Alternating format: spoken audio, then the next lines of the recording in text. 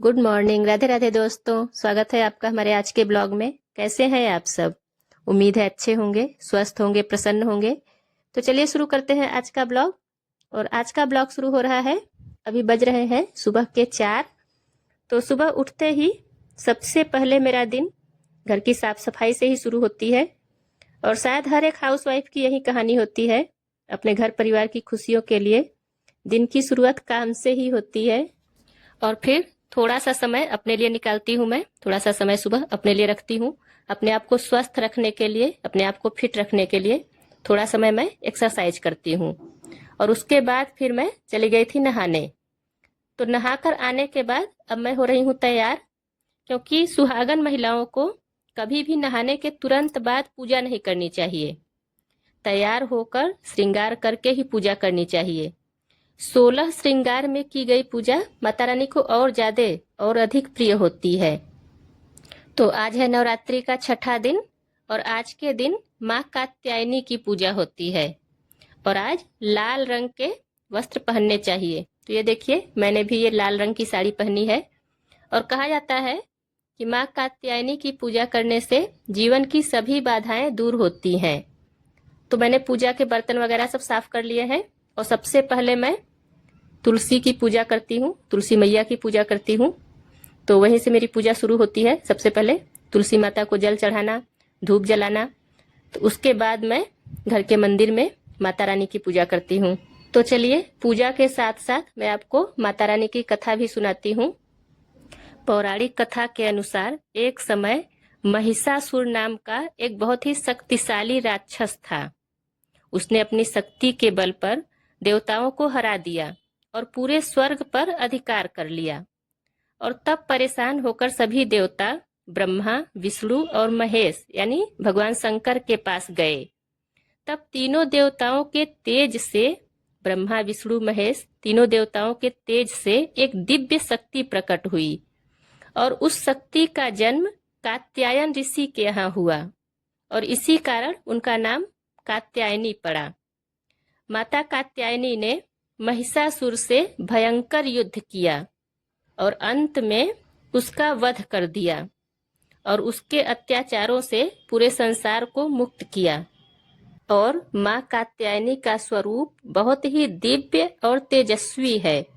उनकी 4 भुजाएं हैं, एक हाथ में तलवार, एक हाथ में कमल, और 2 हाथों से अपने भक्तों को आशीर्वाद देती हैं। और माँ कात्यायनी को शहद का भोग लगाया जाता है। वो सिंह की सवारी करती हैं। ऐसा माना जाता है कि जो भी भक्त सच्चे मन से माँ कात्यायनी की पूजा करता है, उसके जीवन की सभी बाधाएं दूर हो जाती हैं। और विशेष रूप से कुंवारी कन्याएं, अगर कुंवारी कन्याएं माँ कात्यायनी की पूजा करती हैं तो उन्हें मनचाहा वर मिलता है। माँ कात्यायनी हमें यही सिखाती है कि अगर मन में सच्ची श्रद्धा है तो कोई भी कठिनाई ज्यादा समय तक टिक नहीं सकती है। तो माता रानी की पूजा और लड्डू गोपाल की सेवा के बाद अब मैं आ गई हूँ किचन में और बना रही हूँ चाय। तो चाय पीने के बाद फिर हम लोग निकलेंगे। मेरी भाभी है, मतलब मेरी जेठानी है, तो उनके घर पर पूजा है, भगवान सत्यनारायण की कथा है। तो अभी थोड़ी देर बाद हम लोग वहाँ निकलेंगे। तो कल भी मैं गई थी एक जगह पूजा में, वहाँ भी भगवान सत्यनारायण का कथा था। और आज भी जा रही हूँ, वहाँ भी भगवान सत्यनारायण का कथा है। तो ये भगवान की कृपा है जो वो मुझे अपनी पूजा में बुला रहे हैं।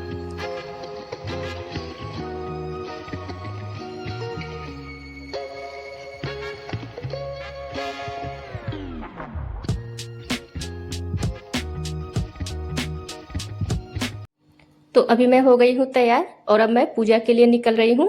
तो आगे का ब्लॉग आपको ओरिजिनल आवाज में देखने को मिलेगा। जितने अधिक प्रयत्न हो रहे हैं, जनता उतना ही अधिक दुखी होती चली जा रही है।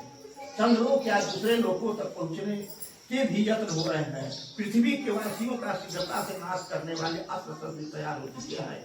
हर वो भय भी भय से फैल रहा है। निर्धन तो अति दुखी है और धनी लोग भी सुखी दिखाई नहीं देते। तो महाराज, भगवान की बनाई हुई सृष्टि में क्या मानव सुखी न हो सकता? क्या कोई ऐसा सरल सीधा सूत्र प्रथम नहीं है जिसे प्रयोग में लाकर मानव कष्टों, दुखों, रोगों का तथा अन्य विपत्तियों से सुरक्षित रह सके। हम सब यही चाहते हैं कि आप हमें कोई ऐसा ही साधन बताएं कि कृपा करके जिससे दुखों से बचते हुए अपनी जीवन यात्रा को सफल बनाने के लिए यहाँ लौकिक व्यवहार में कुशल का प्रयोग करें, वहाँ आत्मदर्शन पाने के लिए।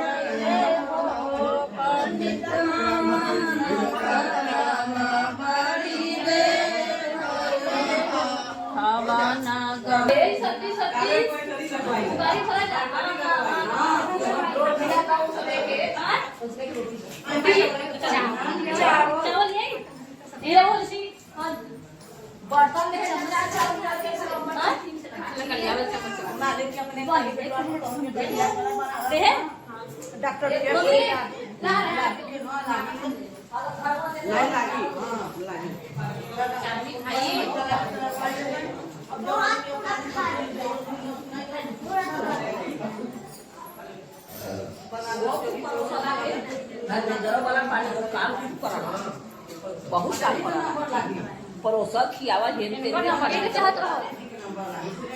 बहुत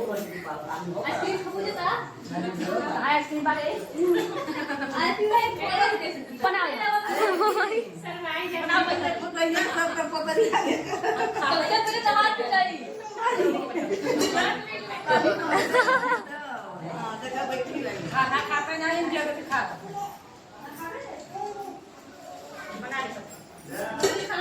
तो अभी आ गई हूँ मैं घर और आज पूरा दिन उधर ही निकल गया, तो ये वीडियो आज नहीं जा पाएगा, ये वीडियो जाएगा कल।